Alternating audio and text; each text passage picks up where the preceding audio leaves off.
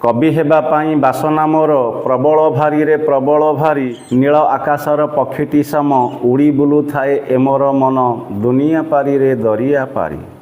कवि राधामोहन गणनायक जहाँकर जन्म 1911 मसीहा एवं महाप्रयाण घटे 2001 मसीह अनुगुल जिलार गड़जात अंचल एक गाँ कलंडापाल। ओडिया साहित्यर से छांद रसिक कवि, से छांदसिक कवि एवं यथार्थ से गाथा कवि। पुराण इतिहास एवं किंबदंती को आधार करी सुंदर काव्य कविता रचना करिबारे से होउछंती द्वितीय एवं एहांक पूर्वरु जे ओडिशा रे गाथा कवि नाम बेस परिचित से होउछंती गोदावर्ष मिश्र। वास्तविक कवि राधामोहन गणनायक कवितार पटांतर नाही। सबुरी लुहरे सबुरी लहू अंतरे आनी करई महू सेईतक मोर बुकुर थाती कवि हेबा पाई बासना मोर दिवस राति रे दिवस राति। वास्तविक कवि हेबा पाई तांकर प्रबल बासना आउ सेइथिपाई बीणा पाणी बागदेवी एही बरपुत्र ओडिया साहित्य को भेटी देइछंती अजस्र काव्य कविता। कारण तांकर लेखनी मन अजस्र श्रावी।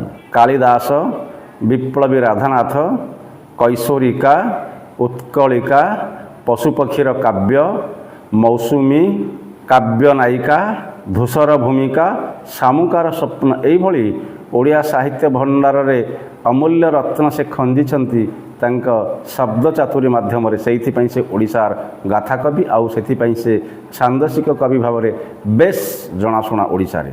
तेबे आज तांकर एक सुनिर्वाचित कविता अबाचीर तारा आलोचनार प्रसंग। आसंतु तेबे आलोचना करिबा। कविता अबाचीर तारा आकाशर दक्षिण दिगरे शरत ऋतु रे प्रतिभात होउतिबा अगस्त्य जो कहा जाउची अगस्त्य महामुनि जे ऋषि विशेष तांको ही संबोधन करिसंती कवि राधामोहन गणनायक। आधुनिक जीवन परिप्रेक्षी किभଳି भाबरे स्वच्छता एवं रुचिर अथच आधुनिक जीवन को किभଳି सरस सुंदर करिहेबो, स्वच्छ करिहेबो, निर्मल करिहेबो एवं बंचिबा सहज हबो सेथिपई एक पौराणिक चरित्र को से सुंदर निवेदन करिसंती। एई अबाचीर तारांकु कहा जाइछि सर्वरीर छाया जेबे धरित्री आचरण करी आसे अवतरी उदीची आशार भाले ध्रुवतारा नीति नीति उठई उज्ज्वली। वास्तविक चमत्कार पद संधान कविंकर कह जाइछि सर्वरीर छाया जेबे। सर्वरी अर्थात रात्रि, रात्रिर छाया जेतेबेले ए धरित्री को आच्छन्न कर दिए अर्थात जेतेबेले संज नई आसे कला पाट शाढ़ी पिंधि रजनी राणी सर्वरी राणी विभावरी राणी ओह्लई आसे यही सबुजिमामय पृथ्वी को ताकू निश्चित भाव में तमसाच्छन्न कर पकाए एवं अवतरी आसे बोली कवि मध्य एठारे कहिसंती। अथच एहापर से कहिसंती उदीची आशार भाले ध्रुवतारा नीति नीति उठई उज्ज्वली। उदीची आकाश उत्तर आकाश रे ध्रुवतारा प्रतिनियत से उज्ज्वली उठती अर्थात संध्या समय रे रात्रिर आगमन रे उत्तर आकाश रे ध्रुवतारांकर जो निश्चित भाव में प्रवेश ताहा से दिग को आलोकमय करे उज्ज्वलमय कर दे थाए। एथिपाई से तांकु प्रणाम जणाइछंती एवं परवर्ती पदर मध्य कहउछंती रात्रिर प्रथम जामे, रात्रिर प्रथम जामे प्रतिची आशार मुखे काव्यतारा फुटे रात्रिर अंतिम जामे प्राचीतीरे सेई पुणी झड़ी झड़ी उठे। कवितार कहगला रात्रिर प्रथम जामे, रात्रिर प्रथम प्रहर। आमे जामे शब्द को एठारे निश्चित भाव में प्रहर बोली आमे आकलन करि परिबा। कारण जाम, जाम शब्द आमे कहूचे दिन एवं राति मिसी तार 8 भागरु 1 भाग को एक जाम बोली कहा जाए। तेणु रात्रिर प्रथम जाम अर्थात रात्रिर प्रथम प्रहर। रात्रिर प्रथम प्रहर रे प्रतिची आशार मुखे प्रतिची जो कहा जाउची पश्चिम दिगरे निश्चित भाव में काव्य तारा फुटे। आउ सेई ताराटी जेतेबेले रात्रिर अंतिम जामे रात्रिर शेष प्रहर रे प्राचीतीरे सेई पुणी झड़ी झड़ी उठे। अर्थात आमे जहाकू कहूचे पश्चिम आकाश रे संध्या समय रे पहर किया तारा सेई पहरिकिया तारा प्राची आकाश रे किभଳି भावरे ताहा पाहांतिया तारा रूपे मध्य प्रतिभात हो पारे। कविंकर भावना असीम। आउ थे कविता को आवृत्ति कले जना जाए कह जाइछि रात्रिर प्रथम जामे प्रतिची आशार मुखे काव्य तारा फुटे रात्रिर अंतिम जामे ପ୍ରାଚୀତିରେ ସେଇ ପୁଣି ଝଳି ଝଳି ଉଠେ। ଆମେ ତିନୋଟି ଦିଗ ବିଶେଷକୁ ଏଠି ଆଲୋଚନା କରିଛେ। ଗୋଟିଏ ହେଉଛି ଅବାଚି, ଯାହାକୁ ଆମେ କହୁଛେ ଦକ୍ଷିଣ ଦିଗ, ଉଦିଚି ତାହା ମଧ୍ୟ ଉତ୍ତର ଦିଗ, ଏବଂ କୁହାଯାଇଛି ପ୍ରତୀଚି ଯେଉଁ କୁହାଯାଉଛି ତାହା ପଶ୍ଚିମ ଦିଗ, ଯେଉଁଠିକି କାବ୍ୟତାରା ଫୁଟେ ରାତ୍ରିର ପ୍ରଥମ ପ୍ରହରରେ ଏବଂ ରାତ୍ରିର ଅନ୍ତିମ ପ୍ରହର ଯେଉଁ କୁହାଯାଉଛି ଶେଷ ପ୍ରହରରେ ପ୍ରାଚୀତିରେ ଅର୍ଥାତ୍ ପୂର୍ବାକାଶରେ ସେଇ ତାରା ପାହାନ୍ତିକିଆ ତାରା ତାହା ନିଶ୍ଚିତ ଭାବରେ ଝଳି ଝଳି ଉଠେ, ଅତ୍ୟନ୍ତ ଉଜ୍ଜ୍ୱଳରୁ ଉଜ୍ଜ୍ୱଳତର ଦେଖାଯାଏ। ଏହା ଆକାଶର ତାରାମାନଙ୍କର ଗତିବିଧି ଏବଂ ସାମଗ୍ରିକ ଭାବରେ ମଣିଷ ସମାଜ ଉପରେ ତାର ସୁପ୍ରଭାବକୁ ସୁନ୍ଦର ଭାବରେ କବି ଏଠାରେ ଆକଳନ କରି କହିଛନ୍ତି। ପରବର୍ତ୍ତୀ ପଦରେ କୁହାଯାଇଛି, ତୁମେ କିନ୍ତୁ ହେ ଦୁର୍ଲଭ ହେ ଅଗସ୍ତ୍ୟ ଅବାଚିର ତାରା, ଶରତ ଋତୁରେ ଆସ ଶସ୍ୟ ଶାସ୍ପ ପୁଷ୍ପେ ଯେବେ ଭରା ସୃଷ୍ଟି ସାରା। ସୁନ୍ଦର କବିତା ପଂକ୍ତି କୁହାଗଲା, ତୁମେ କିନ୍ତୁ ହେ ଦୁର୍ଲଭ ହେ ଅଗସ୍ତ୍ୟ ଅବାଚିର ତାରା। ଏଠାରେ ଅବାଚିର ତାରା ଅର୍ଥାତ୍ ଦକ୍ଷିଣ ଦିଗର ତାରା ଯିଏ ହେଉଛନ୍ତି ଅଗସ୍ତି, ଯିଏ ହେଉଛନ୍ତି ଅଗସ୍ତ୍ୟ, ଯାହାଙ୍କୁ ପୁରାଣ ନିଶ୍ଚିତ ଭାବରେ ଏକ ଋଷି ବିଶେଷ ଭାବରେ ତାଙ୍କୁ ଆଖ୍ୟା ଦେଇଛି। ଏବଂ ଏହି ଅଗସ୍ତ୍ୟ ଋଷି ଯିଏ ଗଣ୍ଡୁସରେ ଯେଉଁ ସମୁଦ୍ରର ଜଳକୁ ଚଳୁ କରିଦେଇଥିଲେ ଏବଂ ଆତାପି ବାତାପି ଯେଉଁ କୁହାଯାଉଛି ରାକ୍ଷସଙ୍କୁ ମେଷ ରୂପରେ ବୁଲୁଥିବା ଏବଂ ଋଷିମାନଙ୍କୁ ଧ୍ୱଂସ କରିଦେଉଥିବା ଏହି ଆତାପି ବାତାପି ରାକ୍ଷସକୁ ସେ ନିଶ୍ଚିତ ଭାବରେ ଭକ୍ଷଣ କରି ତାକୁ ଜୀର୍ଣ୍ଣ କରିଦେଇଥିଲେ। ଅଥଚ ଏ ହେଉଛନ୍ତି ଋଷି ବିଶେଷ, ଯାହାଙ୍କୁ ଆମେ କହୁଛେ ଅଗସ୍ତି, ଯିଏ ସୂର୍ଯ୍ୟଙ୍କର ଅନୁରୋଧରେ ବିନ୍ଧ୍ୟ ପର୍ବତକୁ ମଧ୍ୟ ନତମସ୍ତକ କରିଦେଇଥିଲେ ଏବଂ ସୂର୍ଯ୍ୟଙ୍କର ଚଳାଚଳ ପାଇଁ ତାହା କିଭଳି ଭାବରେ ସହଜ ହୋଇଥିଲା। ଏବଂ ଦକ୍ଷିଣ ଦିଗକୁ ଯିବା ପାଇଁ ଋଷିପ୍ରବର ତାଙ୍କର ପ୍ରିୟ ଶିଷ୍ୟ ବିନ୍ଧ୍ୟ ପର୍ବତକୁ ଭେଟିଥିଲେ ଏବଂ ତାକୁ ମଧ୍ୟ କହିଥିଲେ ସେ ନତମସ୍ତକ ହୋଇ ଏହାଙ୍କୁ ପ୍ରଣିପାତ କରନ୍ତେ ବିନ୍ଧ୍ୟ ପର୍ବତ ଋଷିଙ୍କୁ ସେ କହିଥିଲେ, ତୁମେ ସେହିଭଳି ଭାବରେ ନତମସ୍ତକ ହୋଇଥାଅ, ମୁଁ ଦକ୍ଷିଣ ଦିଗକୁ ଯାତ୍ରା କରୁଛି, ମୁଁ ଫେରିଲେ ତୁମେ ପୁଣି ଶିରକୁ ଉନ୍ନତ କରିବ ଏବଂ ଆଗକୁ ବଢ଼ିବ, ଯାହାଫଳରେ ସୂର୍ଯ୍ୟଙ୍କର ଗତି ବାଧାପ୍ରାପ୍ତ ହେବ। ଏଣୁ ସୂର୍ଯ୍ୟଙ୍କର ଅନୁରୋଧରେ ଏସବୁ କରିଥିଲେ ଋଷି ଅଗସ୍ତି। ଋଷି ଅଗସ୍ତିଙ୍କର ଚରିତ୍ର, ଋଷି ଅଗସ୍ତିଙ୍କର ପିତା ହେଉଛନ୍ତି ମିତ୍ର ଏବଂ ବରୁଣ ଏବଂ କୁମ୍ଭରେ ସେମାନଙ୍କର ରେତ ପଡ଼ିବାରୁ ଏହାଙ୍କୁ କୁହାଯାଇଥିଲା କୁମ୍ଭଯୋନି, ଏହାଙ୍କର ଅନ୍ୟ ଏକ ନାମ। ତୁମେ କିନ୍ତୁ ହେ ଦୁର୍ଲଭ ହେ ଅଗସ୍ତ୍ୟ ଅବାଚିର ତାରା, ତୁମେ ତ ଦୁର୍ଲଭ ନିଶ୍ଚିତ ଭାବରେ କୁହାଯାଇଛି, ଯାହାକି ସୁଲଭ ନୁହଁ। ଶରତ ଋତୁରେ ଆସ ଶସ୍ୟ ଶାସ୍ପ ପୁଷ୍ପେ ଯେବେ ଭରା ସୃଷ୍ଟି ସାରା, ଅର୍ଥାତ୍ ତୁମେ ଶରତ ଋତୁରେ ଆସ ଏବଂ ଶସ୍ୟ ଆଉ ଶାସ୍ପ କୁହାଯାଇଛି, ଯିଏକି ନବ୍ୟ ପୁଷ୍ପ ଫଳ ପତ୍ର ଏବଂ ତୃଣ, ଏହାକୁ କୁହାଯାଉଛି ଶାସ୍ପ ଏବଂ ଶସ୍ୟ। ସବୁଜ କେଦାରରେ ତୁମେ ଭରିଦିଅ ଏ ସୃଷ୍ଟିକୁ, ହେ ଦୁର୍ଲଭ ଅଗସ୍ତ୍ୟ ଅବାଚିର ତାରା, ତୁମେ ଶରତ ଋତୁରେ ଆସ ଏବଂ ଏ ସୃଷ୍ଟିକୁ ନିଶ୍ଚିତ ଭାବରେ ସବୁଜ କେଦାରରେ ପରିପୂର୍ଣ୍ଣ କରିଦିଅ, ପୁଷ୍ପ ପତ୍ରରେ ବିମଣ୍ଡିତ କରିଦିଅ ଏବଂ ସମଗ୍ର ସୃଷ୍ଟିକୁ ତୁମେ ସବୁଜିମାରେ ଭରିଦିଅ, ଏହା କୁହାଯାଇଛି। ପରବର୍ତ୍ତୀ ପଦରେ ମଧ୍ୟ କବି କହିଛନ୍ତି, ପ୍ରାବୁଟର ଅବକାଶେ ଯେଉଁ ଜଳ ହୋଇଥିଲା ପଙ୍କିଳ ଆବିଳ, ତାହାର କଳୁଷ ଦୂରି ତୁମେ କରିଦିଅ ତାହା ନିର୍ମଳ ରୁଚିର। ଏଠି କୁହାଗଲା ପ୍ରାବୁଟ ଅର୍ଥାତ୍ ବର୍ଷା କାଳ।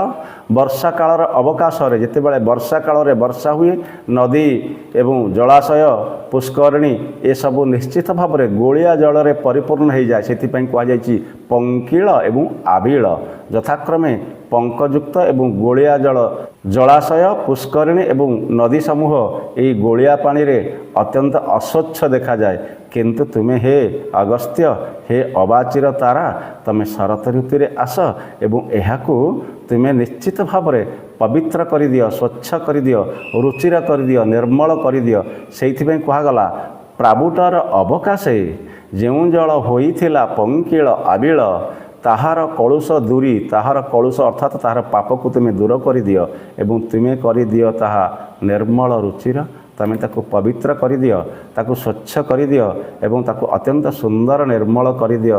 ଶରତ ଋତୁରେ ନଦୀର ଜଳମାନଙ୍କୁ, ପୁଷ୍କରିଣୀର ଜଳମାନଙ୍କୁ, ଜଳାଶୟର ଜଳମାନଙ୍କୁ, ସେଇଥିପାଇଁ ଶରତ ଋତୁରେ ତୁମେ କିଭଳି ଭାବରେ ଦକ୍ଷିଣ ଆକାଶରେ ଆସି ଉଭା ହେଲେ ସମସ୍ତ ନଦୀର ଜଳ ପରିପୂର୍ଣ୍ଣ ହୋଇ ଅତ୍ୟନ୍ତ ସ୍ୱଚ୍ଛ ଦେଖାଯାଏ।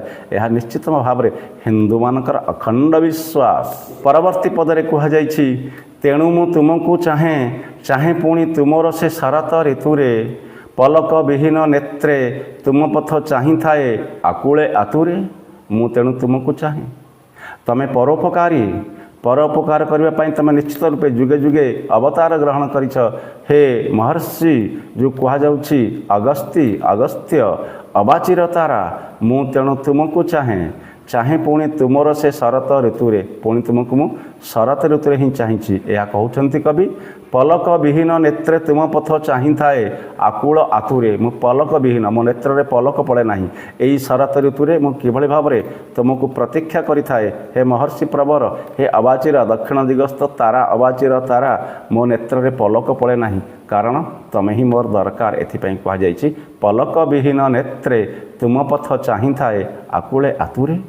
ध्रुवरे मागुनी किछि अदेखा को अजणा को मु तो खोजु नाही काव्य मागुनी किछि एकाधारे काव्य दत्य देखिबार नाई जो कहगला मु ध्रुवरे किछि मागुनी ध्रुव लोक को मागु नाही किंबा ध्रुव परी अजणा अशुणा ठाकुर सन्धान रे जाऊ नाही मोर से कौन लोड़ा हब कारण तीव्र दरजरे तीव्र ज्वलन मो पृथ्वी शंकाग्रस्त मोर से अजणा अदेखा शिल्पी को किए निश्चित भाव में सन्धान करिवो सेथिपाई ध्रुवरे मागुनी किछि अदेखा को अजणा को मु तो खोजु नाही काव्य मागुनी किछि एकाधारे काव्य दैत्य देखिबार पाई मु काव्य कवितार भी मागुनी कारण विशाल एक कृति यह देखी यह मते दैत्य परि मध्य हृदयबोध हुए मोर एसबू लोड़ा नाही केवल लोड़ा हे अबाचिर तारा हे दुर्लभ अगस्त्य तम ही शरत ऋतु यही दक्षिण दिग को आस जहाँकि तम कर्तव्य और कर्म मध्य।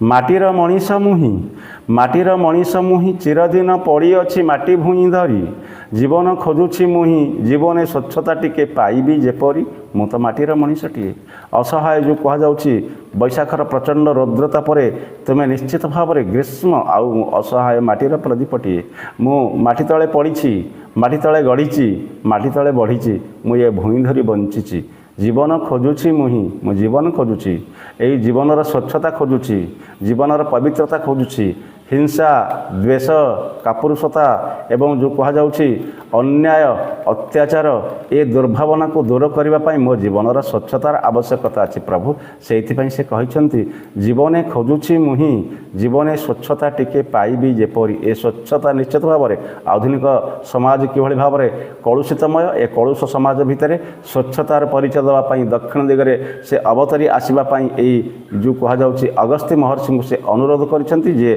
शरत ऋतु दक्षिण दिगरे प्रतिभात हुअन्ति एवं नद्यादीर जलको जी निश्चित भाव में स्वच्छ कर दियंती यह प्रमाणित एवं सेथिपाई से कहउछंती तुमको मागुछि तेणु मो आड़े टिकिए चाह अबाचिर तारा स्वच्छ शुभ्र करिदिय एई मोर जीवनर धारा मो जीवनर धारा को तुम्हें परिवर्तन कर दियो स्वच्छ कर दियो शुभ्र कर दियो हे अबाचिर तारा हे दुर्लभ अगस्त्य तुम्हें चाहिए सबकिछि संभव तेणु मु तुमको मागुछि तेणु मो आड़े टिकिए चाह अबाचिर तारा हे अबाचिर तारा मो आड़े टिकिए चाह एवं शुभ्र कर दियो स्वच्छ कर दियो आनंदमय कर दियो समस्त अपवित्र समस्त कलुषता को हरण करनियो मोर एतिके अनुरोध मो जीवनर धारा को बदलाई दवापाई तम ही यथेष्ट हे अबाचिर तारा यह ही कविंकर विशेष अनुरोध यही कविता अबाचिर तारा आमे आलोचना करुथिले जहाँकि कहुई पौराणिक चरित्र को किभली भाव में आधुनिक समाज में प्रयोग कर काव्य सृष्टि करिवारे से धुरंधर सेथिपई तांको कहुए छांदसिक कवि एवं गाथा कवि भाव में ओडिशार से बेस प्रतिष्ठित कवि गणनायक राधामोहन जहाँ को अयुत प्रणाम।